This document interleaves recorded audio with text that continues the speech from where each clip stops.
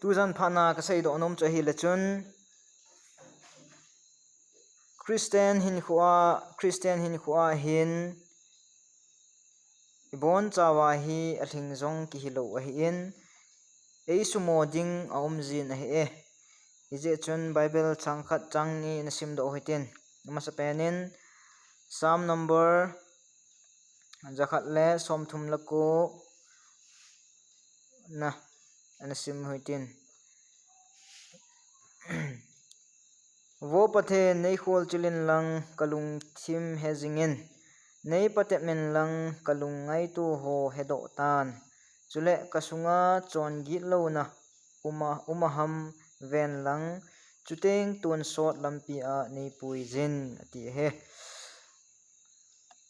tu zan phana isei do nom pen tau chu hi le mihim hi na zalwin to khil bol khil tampi nei jiwin he Christian chu hi na win hi zong le eisu modiu aum zin he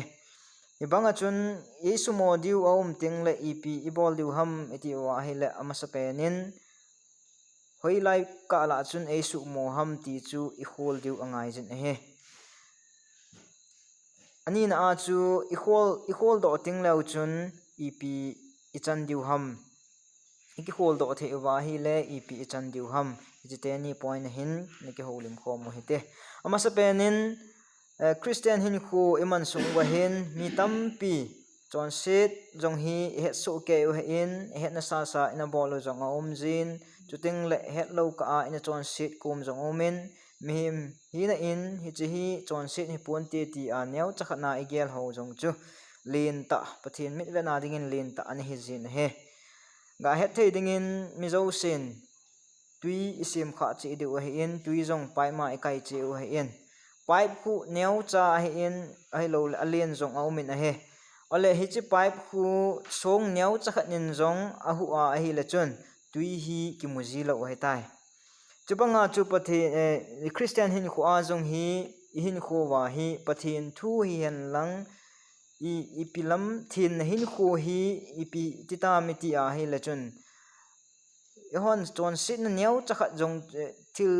ibol khil ho neu chakhat jong chu chon sit na igel lo ho jong chu chon sit le ta an hi ji he ichun pathin thu eina hu pi ji he pipe sunga song neu chakhat banga ai lo wa he le na do neu chakhat nen tui an hu banga chu ita banga chu pathin thu hing hung bu ding e sunga ho chu ichun eina hu pi ji he a hi je chun ita banga chu in kho inei kha wa hi le amasa pe na he diu khat chu hoi lai ka la chun eisu moham iti eisu moham chu iki khol angai jen he aji chu ehon pipe I twin ga sei ki lew hen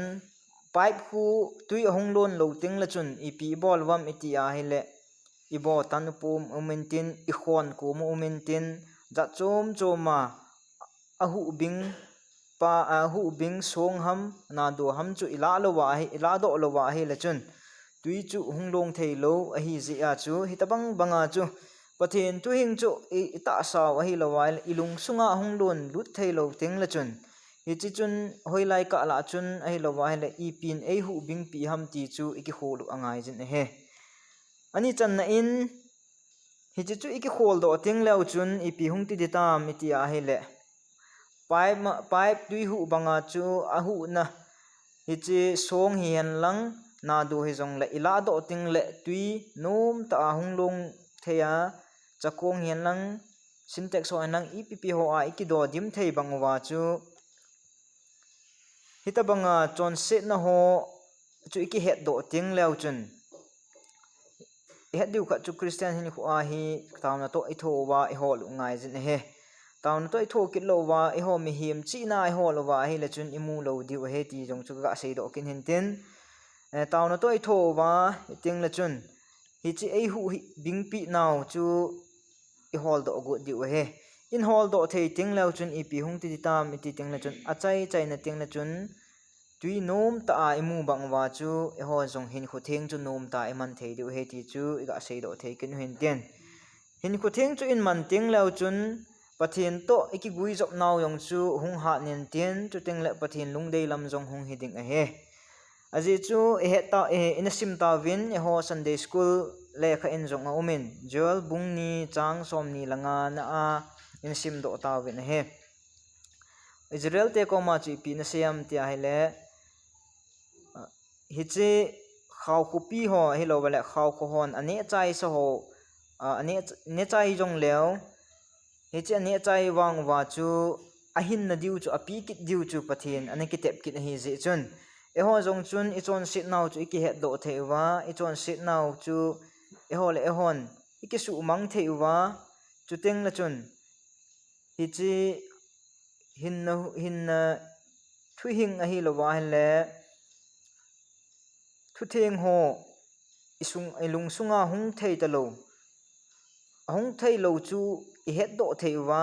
I pi chun e hu bing pi ham ti chu e hu bing pi u chu e kila do thewa hi le chun pathin tu gi gui zop na jong chu hoi a hi ta je chun pathin mit ve na zong theng hi ta je wa chun pathin in wang hilaya Joel bungni chang som ni langa a aseima banga hi e ho chunga jong hung thungin te ti chu ikinep na wa khanwa ka sei do kin hin ten tu zan pha na ka sei do nom pen sei do nom pen ta chu hi le pathin hi athing anian to thei lo a hi ji a chu e ho jong chu ithien jing ngai zen Christian hin ku a he isaima banguven mihem hi zaluvin sumo jong umin tin cycle jong umin tin za chom choma pathin lungdei lo lama ichon naw jong umin te che ho chu ipg ham itile inzo a isaima bangwa chun tui chu nitina long thei lo a he aje chu ahu bing khat aum ji teng le tui chu hung long ji lo hi je chun e ho Christian hin khu a jong hi nitina ithien thei lo naw hi ipg ham itia hi le hin na hu a hi lo le hin thu hing ho hian lang thu theng ho hian lang pathin thu lut thei lo hi ji a chu ina bo kha jiu hi ja chu hi chi e hu bing pau chu kila do wa hi le pathin mit ve na